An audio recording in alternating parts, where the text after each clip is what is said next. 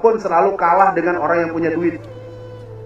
Saya ngomong begini bukan karena terinspirasi dengan Alvin Lim, bukan. Ya, saya di penjara 4 tahun ketemu bener dengan polisi-polisi yang masuk penjara. Karena nggak ada kerjaan kan saya korek terus, setiap hari saya tanya terus.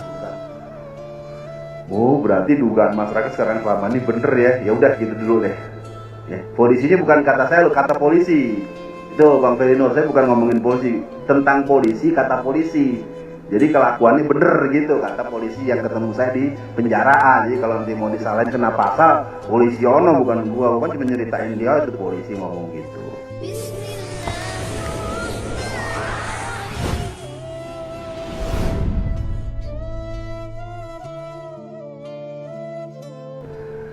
Pagi ini ada satu tema yang akan saya kembangkan, mudah-mudahan bisa menjadi bagian daripada semangat kolektif kita sebagai kaum muslimin.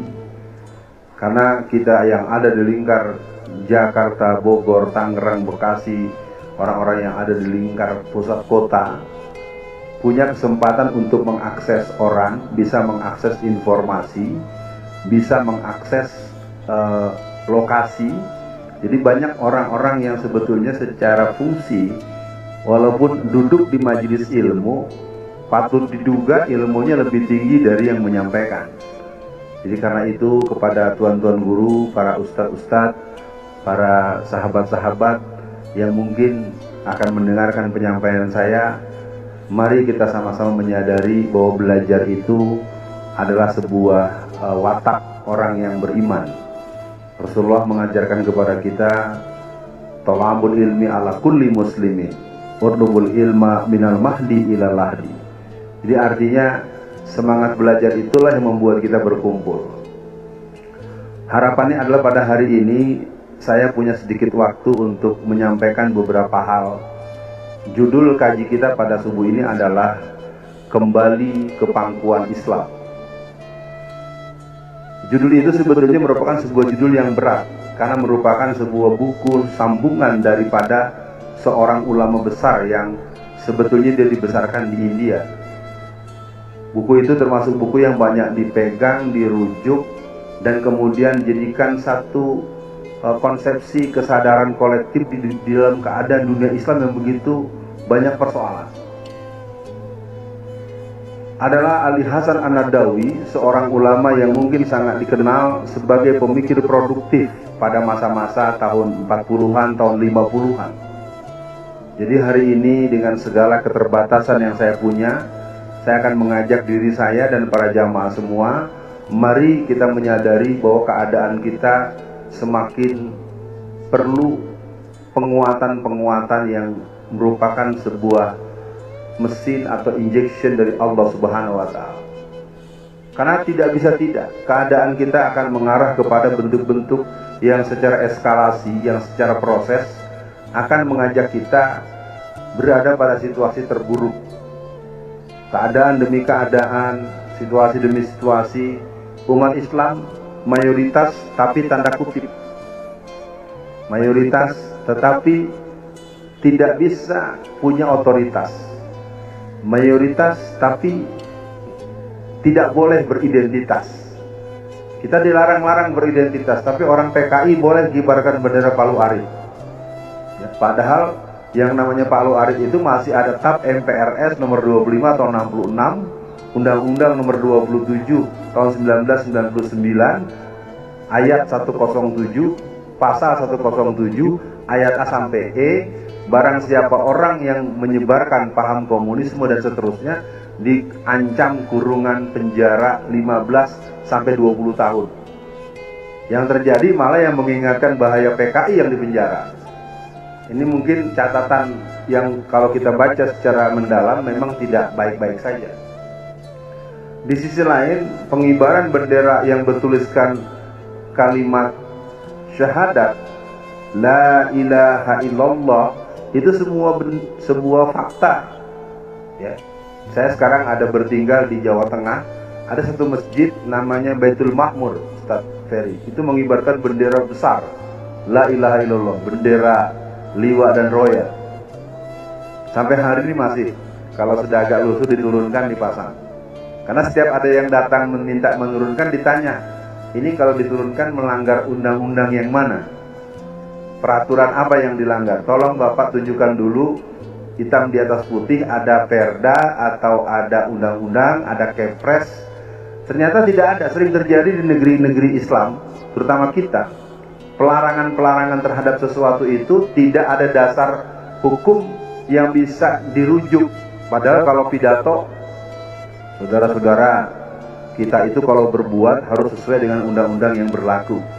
Nggak ada undang-undang mengibarkan bendera la ilaha illallah, nggak boleh. Betul ya Pak?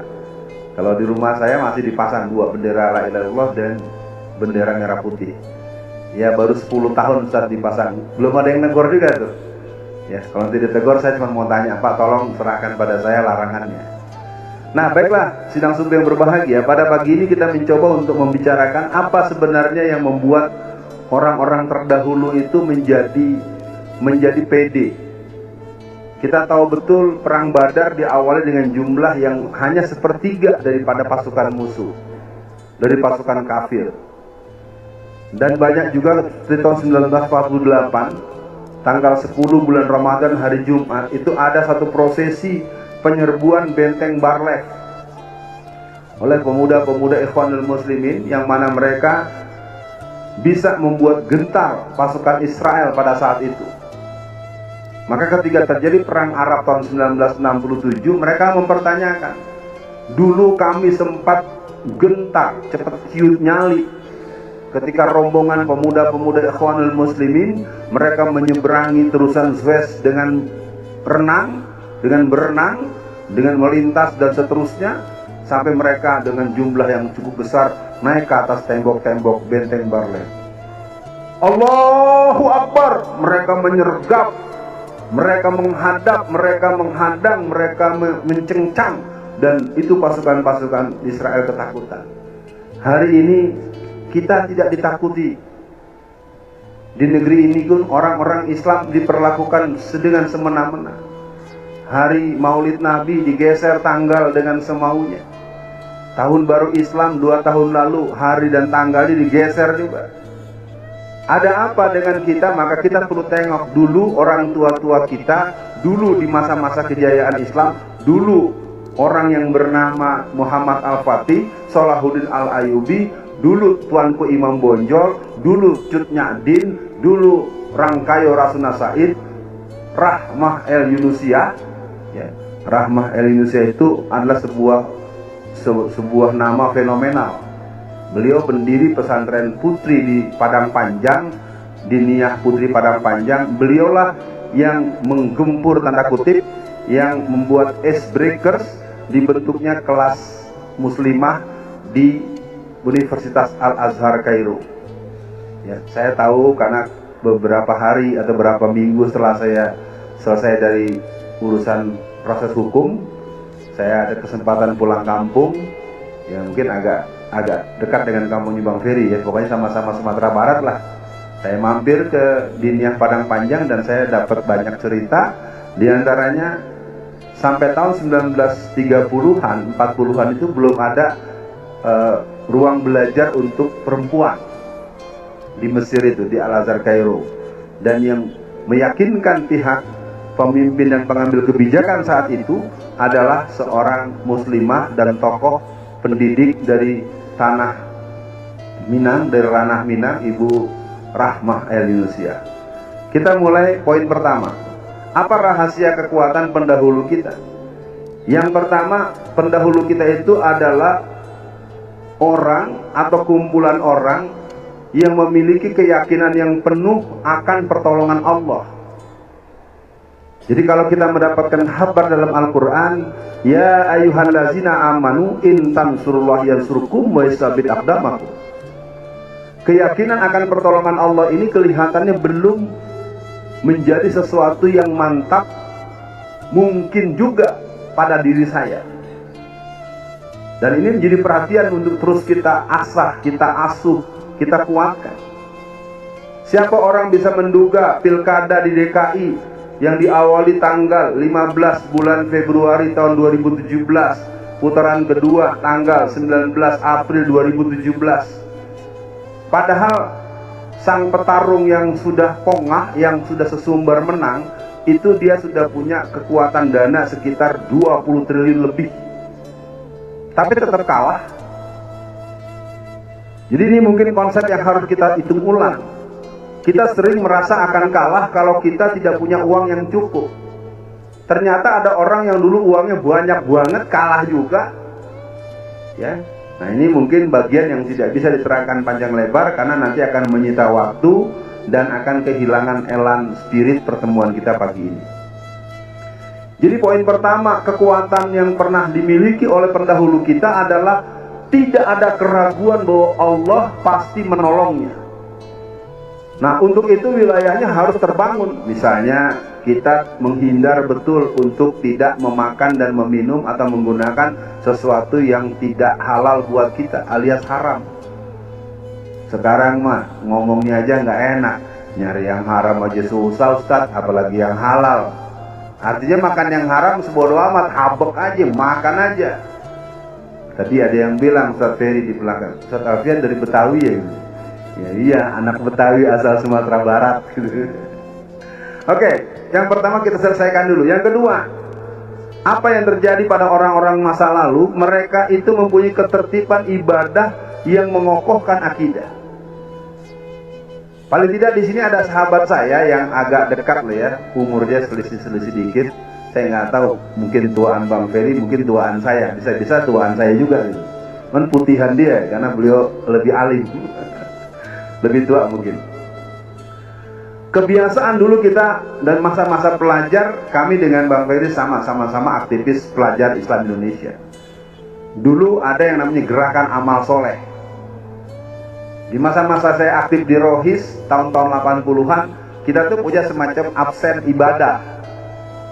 Jadi kami yang di SMA kelas 2, kelas 1, kelas 2, kelas 3 di aktivis Rohis itu sudah terbiasa saling kasih kode. Udah sholat malam belum? Sekarang kalau bahasa Betawinya boro-boro sholat malam, subuh di masjid nyari yang remaja aja udah budek.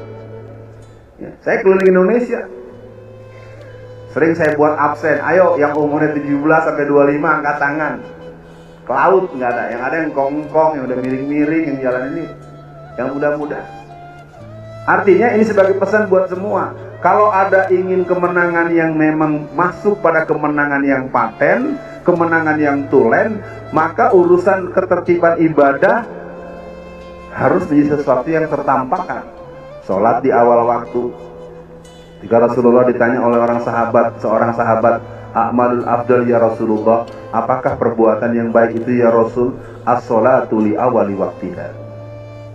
Sikap-sikap untuk menyegerakan sholat di awal waktu, menambah dengan ibadah-ibadah nafilah dan segala macam, itu tidak terlihat di kebanyakan remaja-remaja kita. Ada juga kalau ditanya sholat, Bud, udah sholat belum? Ntar. Kan gitu. Udah mau azan asar baru sholat zuhur. Ada di rumah siapa tuh? Ya, ya di rumah banyak kita. Ustaz, jangan gitu dong, anak kita pesantren semua. Iya, di pesantren rajin sholatnya awal waktu. Di rumah jadi anak buahnya Mbak Suri. Kalau di rumah balas dendam. Ya, pasti nih berasa nih yang pada punya anak-anak mondok. Kalau di pondokan kan ada bagian keamanan, Ustaz Ferry, ada yang nendangin bangun subuh. Di rumah orang tuanya kalau bawelin anaknya untuk bangun, nggak kebagian sholat sunnah sebelum sholat subuh. Bangun, nyanyiannya jelas tuh ya. Habis tidur lagi, habis tidur lagi. Ada nggak tuh anak-anak yang kayak begitu di rumah kita? Ya, yang nggak mau ngaku berarti itu orang tua yang hebat. Ya, oke, cukup dulu. Yang ketiga, rahasia kekuatan pendahulu kita yang bisa jadi perhatian kita adalah akhlak yang simultan dalam diri seseorang untuk menjadikan dia mempunyai kemampuan self control dan social control. Ini mungkin jadi kritik buat diri saya juga. Akhlaknya cuma dalam pelajaran, akhlaknya cuma bentuk dalil. Tetapi bagaimana dia menghormati orang tua, bagaimana dia bisa menghormati tamu. Kenapa tamu yang dihormati cuma orang yang berpenampakan mewah dan mobilnya bagus? Ya, saya punya pengalaman datang sebuah acara besar karena mobil saya memang jelek, ya. Waktu itu jelek bang, sekarang juga belum bagus banget, tapi mendingan dikit. Dulu mobil saya bonyok-bonyok. Datang ke sebuah tempat di Jawa Barat, sampai di lokasi nggak boleh masuk sama panitia, dihadang karena acara besar, tablik akbar. Zamannya kalau nggak salah ya sekitar 25.000 orang. Ya saya bilang, gua datang kagak bisa, dihadang langsung. Nggak boleh pak, sebelah sana pak. Akhirnya kita nyari tempat yang lebih dekat ke panggung. Nggak boleh juga diuber-uber sama panitia. Aduh, dengan berat hati Ustaz Ferry akhirnya saya buka kaca. Hei panitia, gue ini penceramahnya. Kalau lu suruh gue parkir jauh-jauh, gue jalannya gimana? Nah itu tadi, ini fakta hari ini. Yang namanya penghormatan sering ditampakkan hanya kepada orang terkenal, pada orang kaya, pada orang yang bermerek. Kadang-kadang boleh dipahamkan, ini harus kita renungkan. Penampilan bukan jaminan mutu. Karena dikit lagi musim pemilu, nanti banyak yang tampangnya lebih mantap daripada Ustaz Ferry Nur. Pakai sorban, pakai ini, bawa tasbih yang gede-gede gitu. Wah, tasbih gede-gede itu bawanya. Ya, padahal agamanya bukan Islam. Ada lagi jadi muslimah yang solehah, tanda kutip. Ya. Yang itu tuh, yang kemarin ribut-ribut. Nah, bukan Islam, semuanya orang Kristen, beda agama. Itu kan namanya pelecehan sebetulnya, itu pelanggaran itu. Penghinaan, kena pasal tuh 156A itu. Ya. Jadi yang ketiga para jamaah sekalian, akhlak yang simultan yang menyatu dalam diri manusia dan di masyarakat. Dulu tahun 80-an, saya ingat waktu itu saya masih baru aktif di PII, Pelajar Islam Indonesia. Ada sebuah kampung di arah ke Serang namanya Kampung Leduk. Di Kampung Leduk itu, kalau ada laki-laki dan perempuan jalan berduaan, itu nanti apakah keamanan RT atau keamanan RW atau pendekar di situ atau tokoh masyarakat akan bertanya, "Saha teh? Ini istri?" Ketika dibilang bukan pak, disikat, jeger. Tapi dulu Bang Ferry, sekarang udah enggak.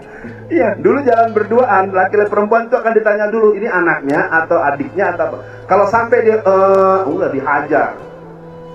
Nah, dianggap nggak ada alasan apapun jalan berdua laki-laki perempuan yang udah dewasa, belum nikah tuh nggak ada alasan. Dan itu diprotek oleh pimpinan masyarakat, baik Pak Lurahnya, baik RW-nya, RT-nya. Sekarang depan mata kita berbuat yang kagak pantas, kita tegur malah marah. Hak asasi manusia. Oke, cukup poin 3 ini jadi catatan pembuka. Nanti terserah apakah kita akan punya mekanisme dialog, saya akan teruskan dulu. Lalu kemudian bagaimana kondisi umat Islam? Kondisi umat Islam hari ini mungkin yang kalau sempat saya datang tadi bisa tahu di mana posisi Ustaz Ferry, saya bisa menyari beliau dulu. Rasanya keadaan dunia Islam juga secara umum tidak baik-baik saja, Ustaz ya. Baik akhlaknya, baik kelakuannya, baik pola pergaulan sosialnya, sikap politiknya. Jadi kita coba pada pagi ini bapak-bapak, ibu-ibu yang punya kesempatan waktu menyimak, kita coba catatkan 1, 2, 3 poin. Bagaimana kondisi umat Islam ini pada kurun-kurun belakangan ini?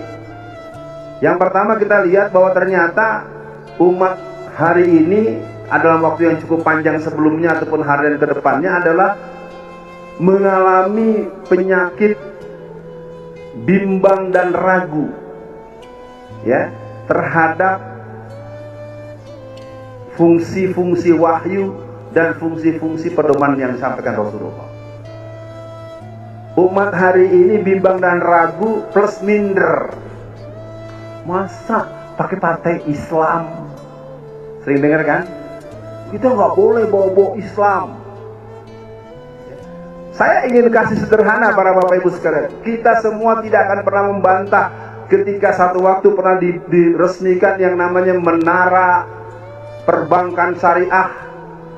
Seluruh dunia orang paham bahwa solusi ekonomi yang dengan segala kerusakannya, sampai konflik ekonomi dan kehancuran sistem ekonomi development bank yang ada di Amerika, maka para pakar-pakar, para guru besar, para dokter-dokter ahli ekonomi mengatakan bahwa solusi perbankan yang paling patenten adalah perbankan syariah.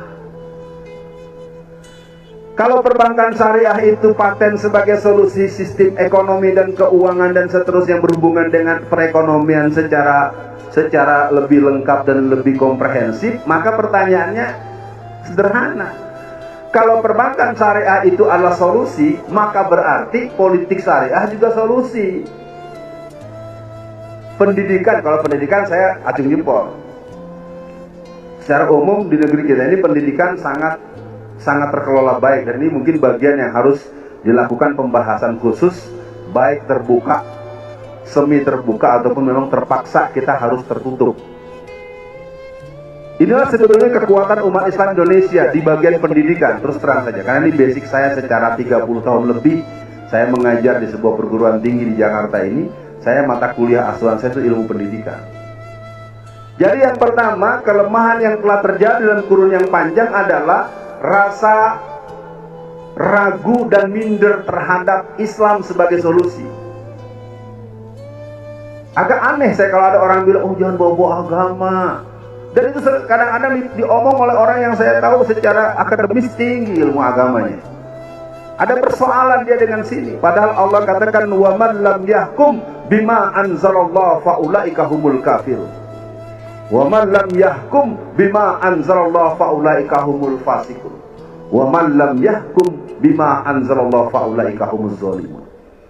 Artinya al-Islam itu sebuah sistem yang maka sebetulnya tidak dikenal istilah agama, yang dikenal dengan adinul Islam.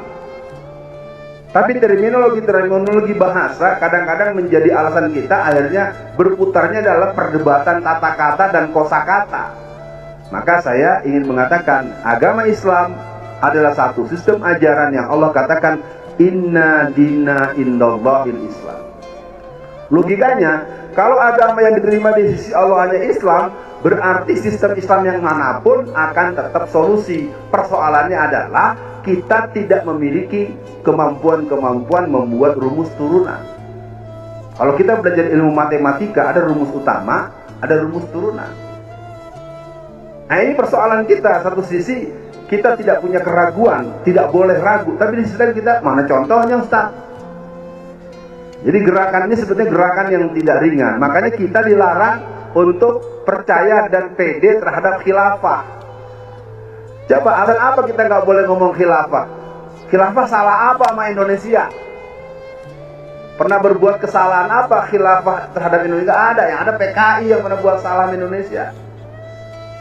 Nggak salah nggak apa, disalah-salahin mulu. Yang Islam ikut-ikut nyalahin juga. Saya tanya Bapak nih, khilafah pernah salah apa sama Indonesia? Dengan adanya khilafah Turki Utsmani ada Islam di Indonesia. Bersambung dari sana, sambungan-sambungan di bawah itu pada masa-masa kekhilafahan.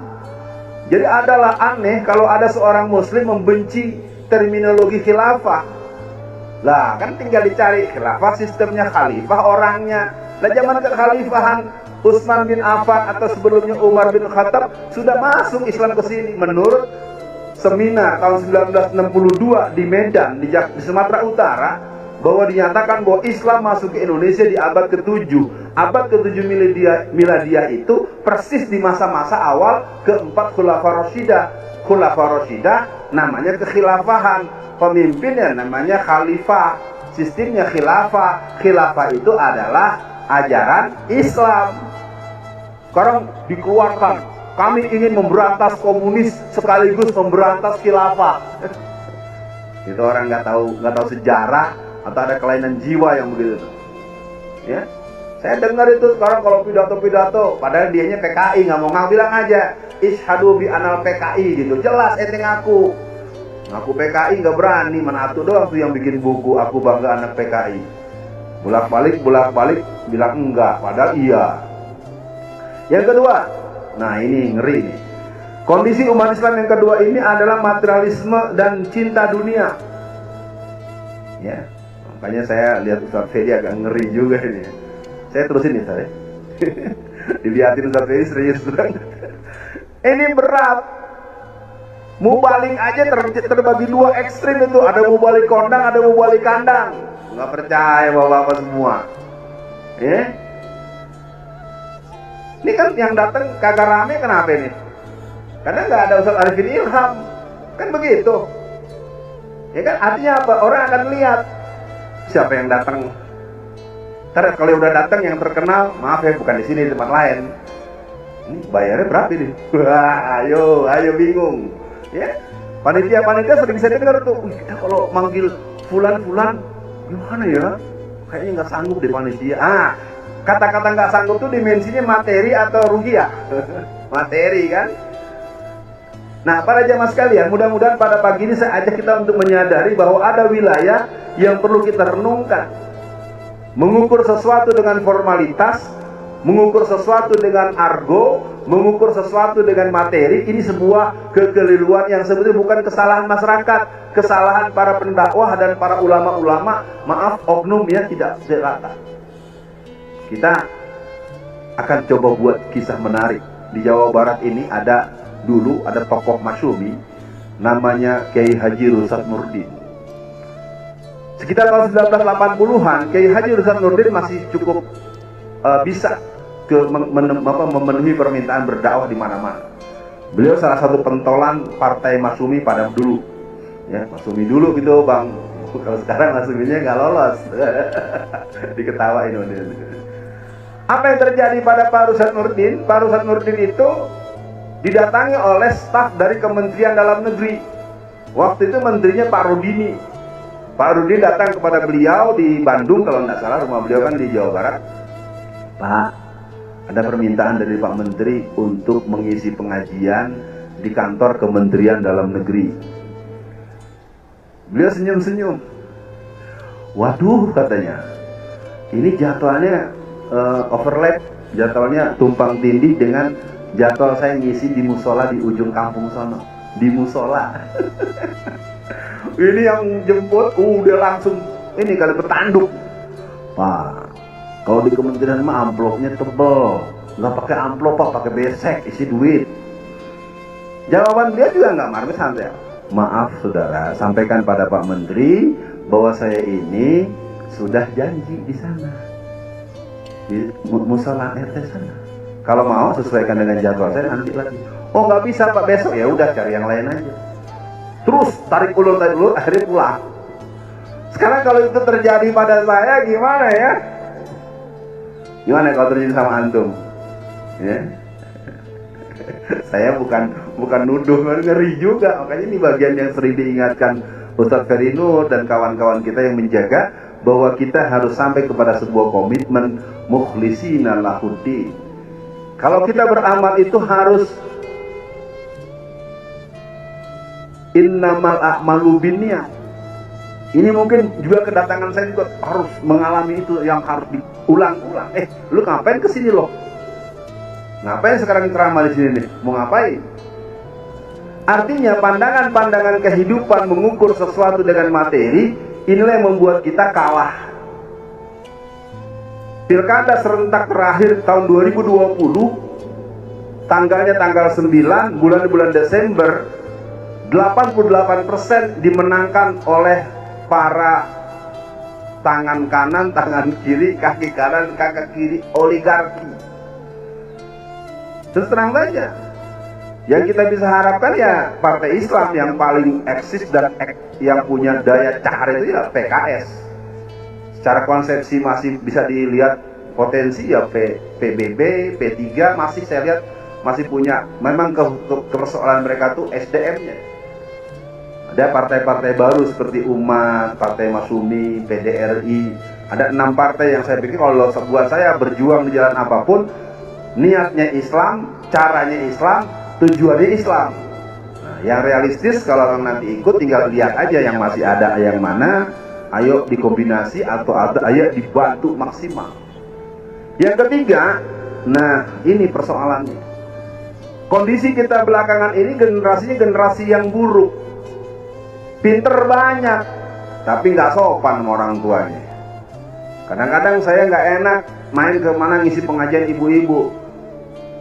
Ustadz itu kemarin tuh anak pakaiannya rapi, hijab syar'i, jalannya lonong kayak kebo. Dia yang jalan kagak sopan ngelewatin orang tua, yang ditegur saya karena dianggapnya murid saya. Saya kan tinggal di Perumnas Tangerang. Saya pindah tahun 79. Jadi kalau kata bahasa ngobak-ngobak udah 43 tahun. Jadi kalau ada anak-anak yang aneh-aneh yang diomelin saya. Nah, kena juga kagak sama tuh anak. Jadi cerita dia lewat ibu-ibu lagi pada ngobrol, namanya di komplek kan rumah-rumah kan deket tuh seberangan. Jalannya nyelonong aja. Permisi ke apa kek? Saya nggak tahu alasannya, tapi suatu hari pas saya dekat situ, Ustadz bilangin toh masih Ano, kenapa? Kagak sopan. Jalan kayak keboan nyelonong. Ya ilaha illallah, gue bilang anak siapa, namanya siapa, gue gak tahu. Artinya ini wilayah serius. Bapak-bapak, ibu-ibu mungkin berasa betul kalau kita di rumah ada tamu, lalu anak-anak kita ada di rumah, sekedar menyediakan air minum saja itu nunggu 2,5 jam. Apakah menyediakan air minum untuk tamu harus nunggu pembantu? Lah kan kita punya pelajaran menghormati tamu dulu adalah satu kemuliaan. Kalau disuruh mamanya pakai kaki gini, digini lagi kaki emaknya. Bukannya iya malah maksudnya nyolek gitu, ambil minum sono, kagak diambil. Ada satu-satu Pak, dari sejuta bertamu paling ketemu satu saya gitu. Selebihnya kita udah panas, gitu kan, datang sekedar minum doang. Ya, malah kejadian saya datang seorang tokoh yang cukup besar, saya main ke rumahnya, terus udah lama nunggu, udah panas pantat, duduk-duduk nunggu, nongol bininya, maaf ya dek, tunggu dulu. Gue kira sih kasih air minum, enggak, tunggu dulu deh, hilang lagi. Padahal suaminya mau balik terkenal. Jangan nanya alamat dan nama ya Pak, kagak boleh. Saya kan lagi bilang generasi terburuk nih. Jadi tinggal koreksi bagaimana istri saya, bagaimana anak-anak saya, bagaimana keluarga antum. Mari kita semua harus koreksi. Jangan bapaknya terkenal, pinter, tapi karena yang datang mobilnya jelek, karena yang datang pakaiannya lusuh, sekedar air putih gak keluar-keluar dari 3,5 jam. Ini fakta loh. Saya tidak ingin menyerang siapapun, saya ingin mengatakan bahwa generasi belakang ini memang generasi terburuk, terutama buruk akhlaknya.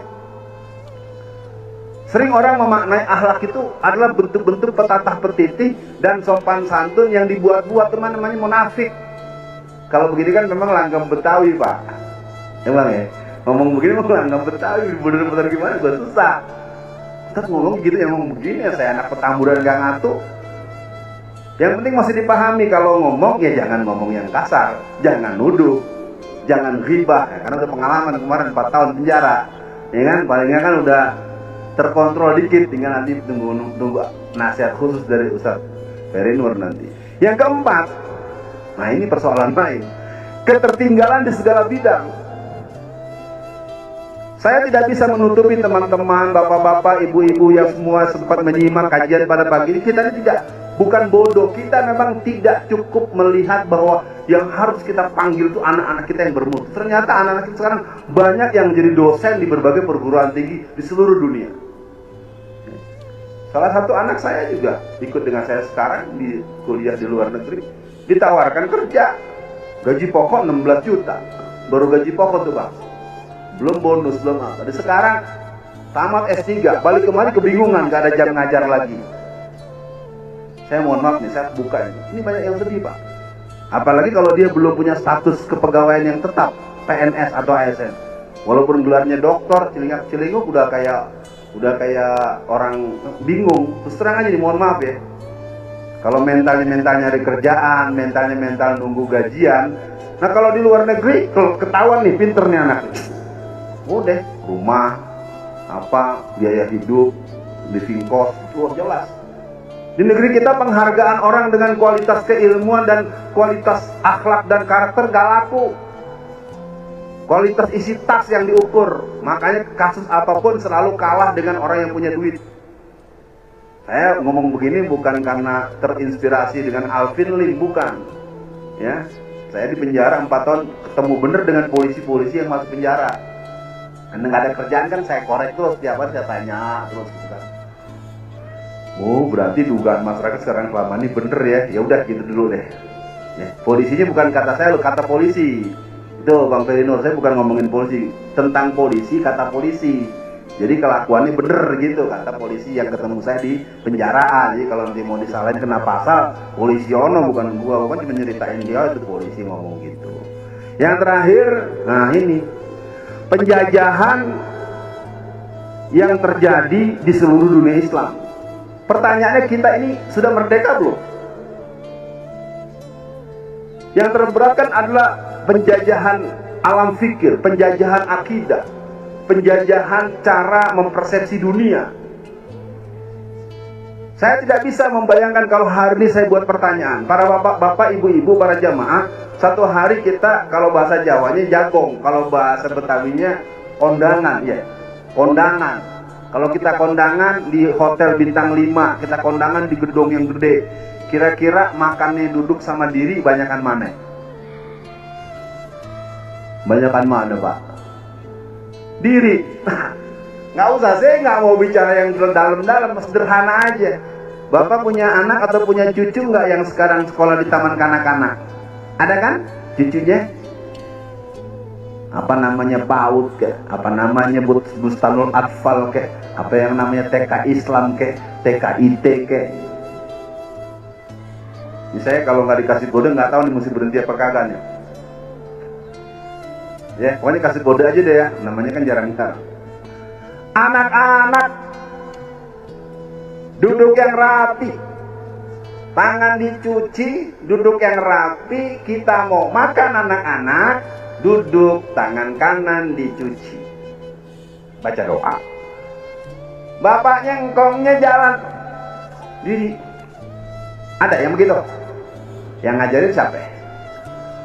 Saya tidak bilang hukum, saya bukan menghukum, saya tidak memfatwa, saya nggak bilang haram atau tidak. Cuma saya katakan, lo belajar di mana? Makannya diri, tangan kiri, sampai jalan-jalan. Ini kan sekarang nih hari Ahad nih, mungkin kemarin ada yang kondangan, nah ketemu temennya. Besok di Azikro Ustaz Alfian loh. Ada yang begitu? Bapak kenapa senyum?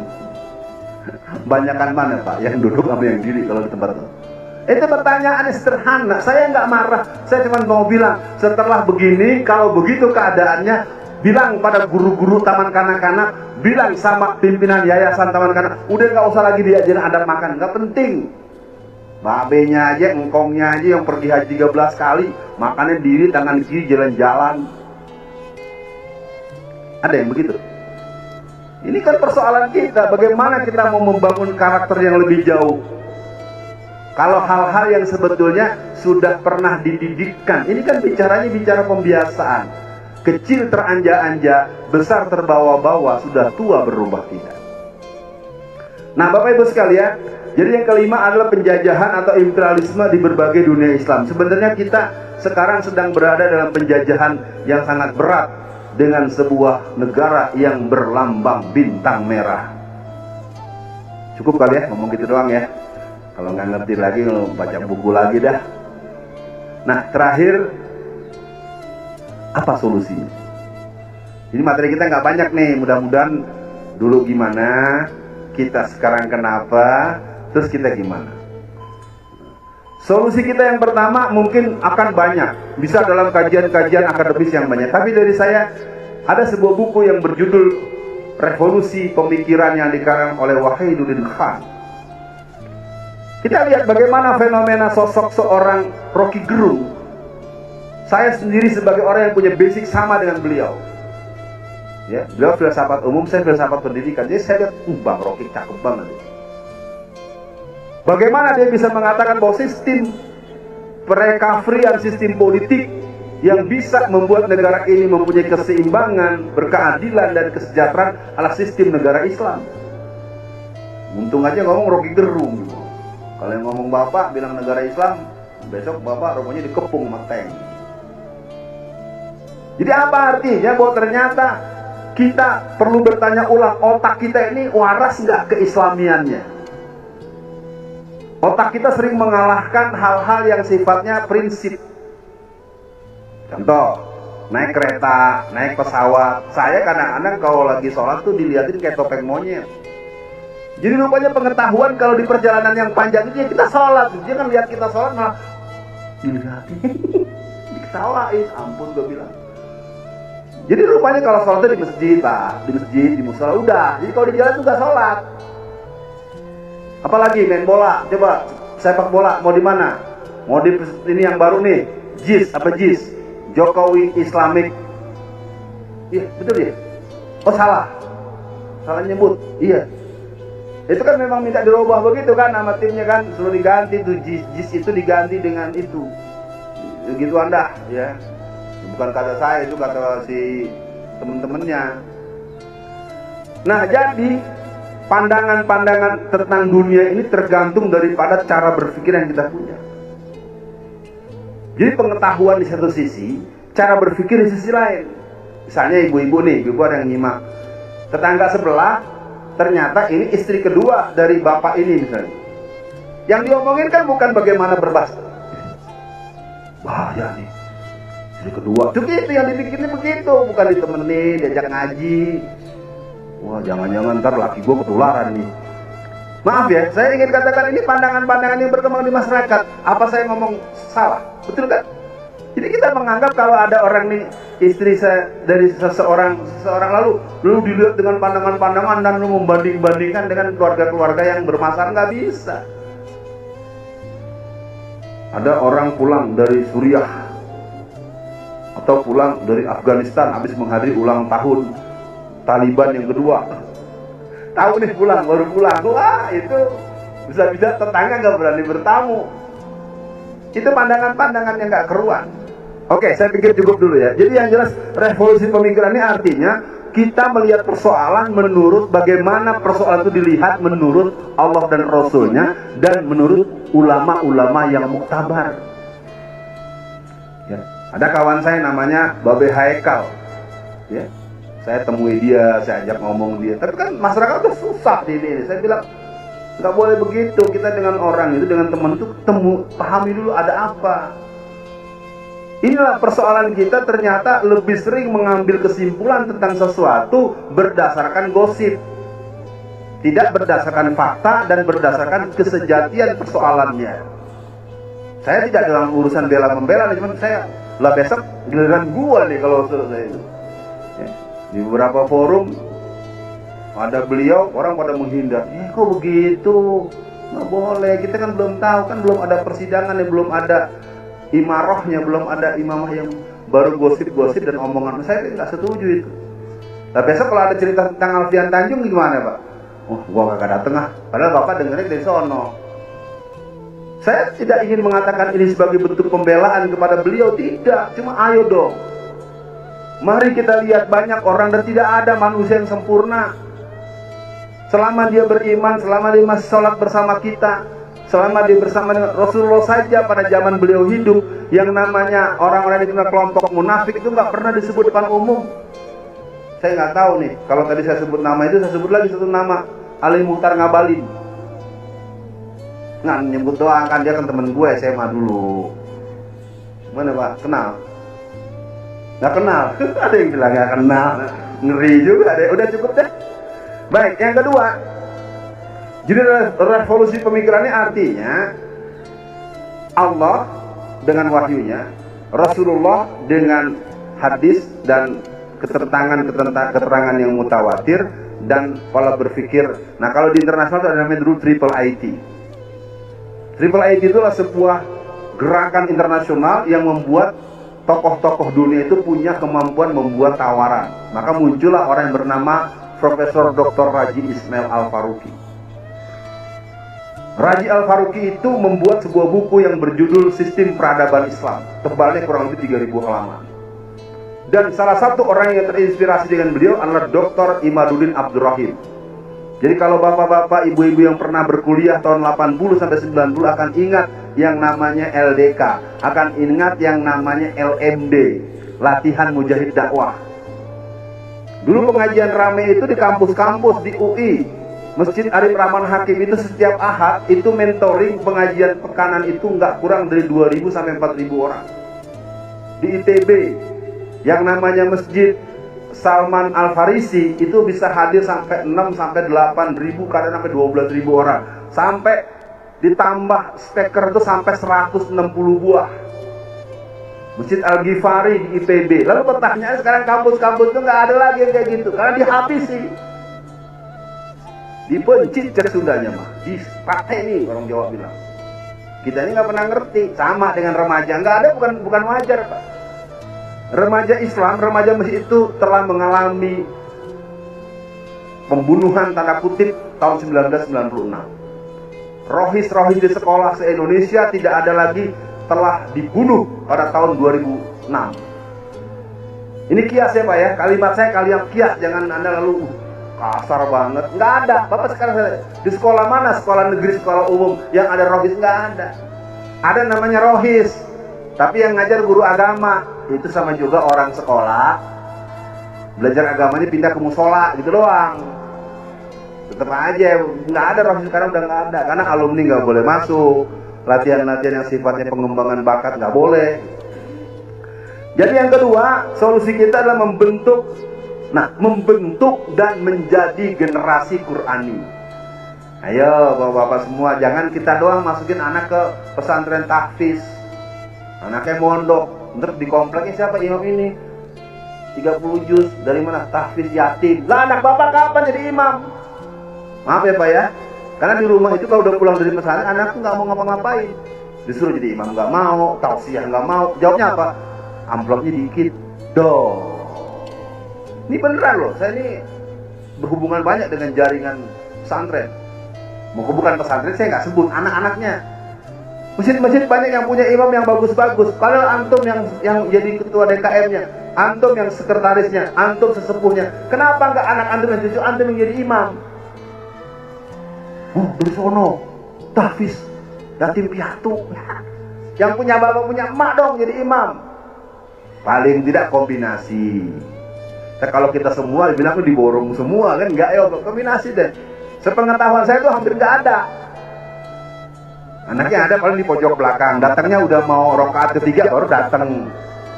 Ini maaf ya, saya omong begini bukan untuk menghujat. Saya lihat ini nggak ada yang membangun.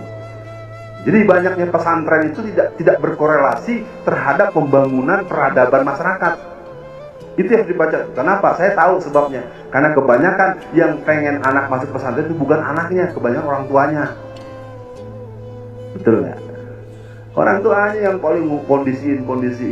Mau apa abang mau apa? Yang penting mondok ya. Gitu. Ini kan antara pengalaman pribadi dan pengalaman banyak orang. Ibu-ibu, bapak-bapak, kira-kira pernyataan saya berlebihan atau memang adanya begitu?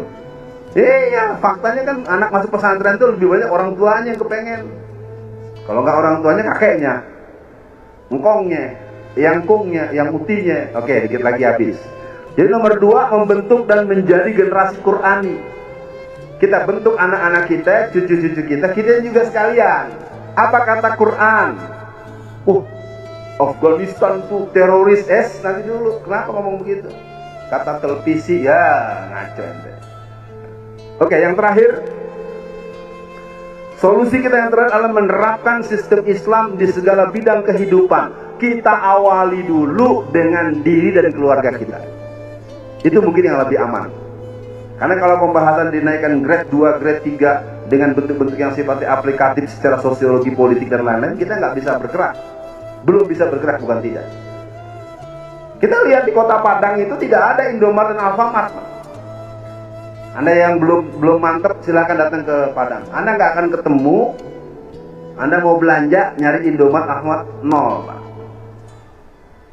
Kenapa tidak ada? Kebijakan wali kota, kebijakan DPRD, politik. Nah kalau kita nggak mau berpolitik, coba kalau sekarang nih, saya kadang-kadang ngisi khutbah di banyak masjid. Ustaz, komatnya harus jam 12. Loh, kan ajannya jam 12 kurang 12, jam 12 kurang 15, jam 12 kurang 20. Ya kalau diajanin jam segitu belum ada jemaahnya. Kenapa? Coba kalau wali kotanya atau gubernurnya memberikan edaran resmi kepada kita yang ingin menjadi warga yang baik berdasarkan Pancasila dan Undang-Undang Dasar 45 pasal 1 ayat 1 dan 2, pasal 29 ayat 1 dan 2, kepada seluruh pabrik, kepada seluruh toko agar menyesuaikan waktu istirahatnya dengan waktu sholat. Kan keren. Aja sampai ada yang setengah 1 karena nunggu belum ada datang, karyawan pabrik belum libur. Ada begitu? Ya iya, karena kita nggak ngerti, kita perlu politik. Makanya sekarang saya pakai poin yang ketiga biar aman dah. menerapkan sistem Islam di segala bidang kehidupan. Titik diawali dengan kita dan keluarga kita. Itu lebih asik. Misalnya, tidak ada di rumah kita tuh menjelang subuh masih pada tidur. Gimana caranya? Yang kedua, bagaimana di rumah kita tuh nggak ada yang tidur lagi habis subuh. Nah, ini berat nih. Saya mesti konsultasi dengan Ustaz Ferry ini. Kalau sebelum subuh masih gampang Ustaz Ferry diajak nih. Tapi habis subuh kadang-kadang yang tidur duluan bapaknya. Kena deh bapaknya. Bapaknya siapa gue nggak tahu. Ini kan udah punya cucu nih. Jadi mungkin bapaknya cucunya gitu. Kalau kita enggak kali Ustaz ya. Ini kan persoalan serius loh. Kebiasaan-kebiasaan yang kita lakukan itu mempengaruhi sistem kita secara kekeluargaan. Kenapa datang ke kantor sering terlambat? Sholat subuhnya ke masjid, habis sholat subuh tidur lagi. Udah jam 6 kurang seperempat, kalang kabut baru mandi. Coba kalau sebelum subuh mandi dulu. Itu adabnya begitu. Kalau yang saya, ya bukan pelajari sih, dikasih tahu guru-guru saya. Ya kalau ketemu guru-guru saya yang pernah menggembleng saya di masa-masa remaja. Alfian, kemarin kamu ceramahnya diprotes orang. Ceramahnya keras. Jihad, Allahu Akbar. Saudara-saudara, kita bela kepentingan Islam, saudara-saudara. Wah, dipanggil Ustaz Ferry sama guru aneh namanya Ustaz Jabir Dadang. Panggil. Dan kalau ceramah semangat. Tadi sholat subuh jam berapa? Setengah 6 Ustaz. Ya katanya, lu lawan mata aja belum bisa mau berjihad. Dulu Pak, 40 tahun yang lalu. Kalau sekarang mungkin udah kagak, dari kita lagi mati saja, kita ngeri juga ya. Ya tolong perhatian buat semua, inilah yang bisa saya sampaikan.